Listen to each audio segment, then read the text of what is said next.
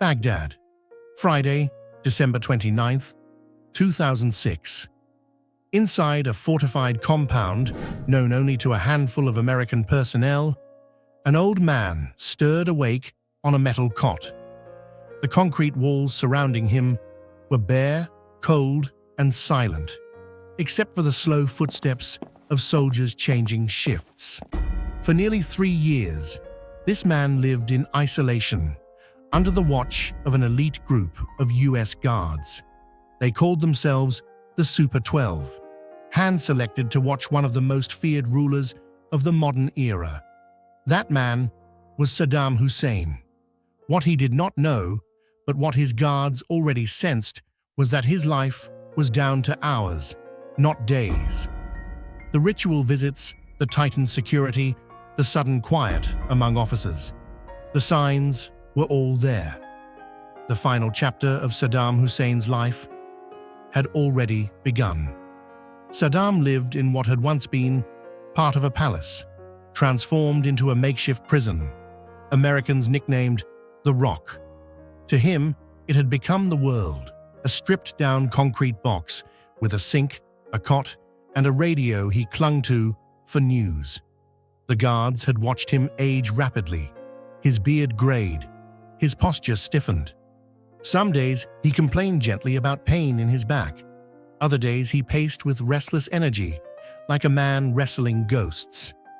Yet on this particular morning, something about him was different. Calm, detached, as if a part of him already understood. The guards, meanwhile, had been briefed. Orders were coming from high above. The execution was no longer a rumor. It was scheduled, but no one was allowed to say a word. In the days leading to December 29th, unusual things had taken place. His legal team arrived unexpectedly. His family, long denied consistent access, was granted rare visits. Even 2 of his half-brothers were allowed to see him. To any other prisoner, these would be mercies. To Saddam, they were warnings. Still, the official confirmation had not yet reached him. And so, on that final evening, he ate what would be his last meal. Simple, carefully prepared, and delivered from the coalition mess hall at Camp Victory. He spoke little while eating. He even joked lightly with his guards, remarking about how captivity had made him gain weight. Hours later, he lay down on his cot. The light was dimmed. The guards whispered softly. While he slept, one soldier quietly disabled Saddam's radio, a precaution to ensure he wouldn't hear news broadcasts speculating about his imminent execution. Outside the cell, night tightened around the compound. 3 a.m., December 30th, 2006. First Lieutenant Andre Jackson, a man who had guarded Saddam for months, entered the cell with an interpreter beside him. Their faces were composed, but their voices carried the weight of the moment. They turned on the light. "Saddam, you must prepare yourself." The words were respectful, simple, and final. For a moment, the former president of Iraq said nothing. His expression did not break. Then, with the calm of a man who had long lived with the possibility of death, he nodded. "I have faced death before," he said softly. For the interpreter, who had spent countless hours speaking with Saddam, the moment cut deeply. He would later admit that telling Saddam his time had come was the hardest task of his life. Far away in Washington, President George W. Bush was informed as he prepared for bed. In Baghdad, the newly formed Iraqi government prepared for what they saw as long-delayed justice. Whether the timing was meant as symbolic or strategic, one thing was certain: Saddam Hussein would not see another sunrise. Saddam requested to wash. He stood over the sink in his small cell, splashing water on his face and arms with deliberate movements. He folded his towel neatly, an old habit from his years in power. The guards stood at a respectful distance. Even those who despised what Saddam had done felt a strange heaviness settle in their chests. It is difficult, even for a soldier, to watch a human being prepare for death.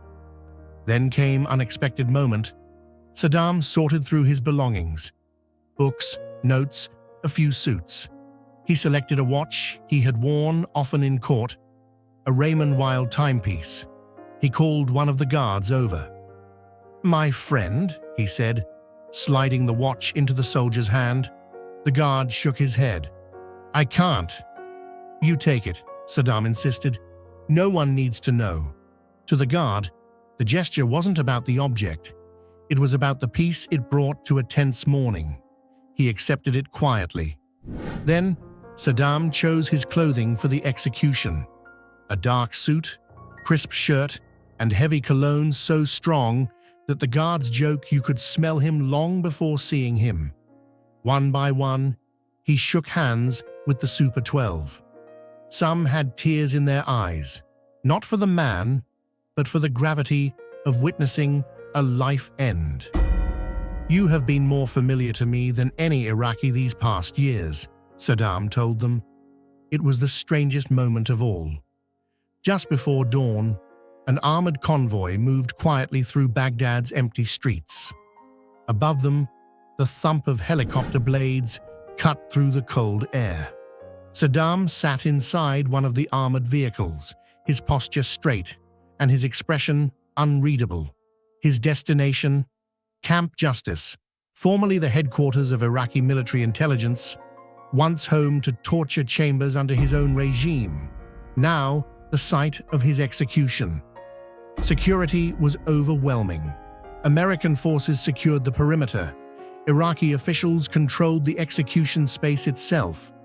The Americans were forbidden from entering the execution chamber. This had to be seen as an Iraqi act, not an American one. As Saddam stepped out of the vehicle, something in him shifted. His stride became purposeful. His chin lifted. Whatever fear existed did not show on his face. Inside the execution building, Saddam was handed over to Iraqi officials, including National Security Advisor Muwaffaq al-Rubaii, a man once imprisoned and tortured under Saddam's rule. It was a moment heavy with history, the torturer and the tortured now standing face to face in reversed roles. A judge read the charges. Saddam held his Quran, calm and unflinching. As he approached the steps leading to the gallows, he stopped, glanced at the setup, and said quietly, "This is a place for men." He refused a hood. His executioners wore masks. Around him, Shiite officials began chanting the name of Muqtada al-Sadr, a political and religious foe of Saddam. The chants were loud, taunting, and emotional. Saddam looked at them with disdain. "Is this your courage?" he asked. Someone shouted, "Go to hell."